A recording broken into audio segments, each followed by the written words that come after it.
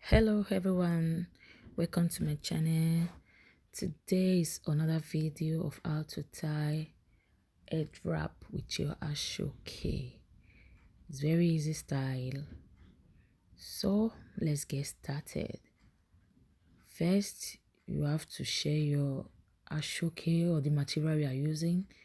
You have to share it 50-50.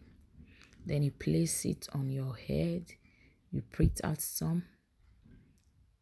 So after placing it, turn it back. You take one side from the left, you twist it, place it on the front, as you can see on the video.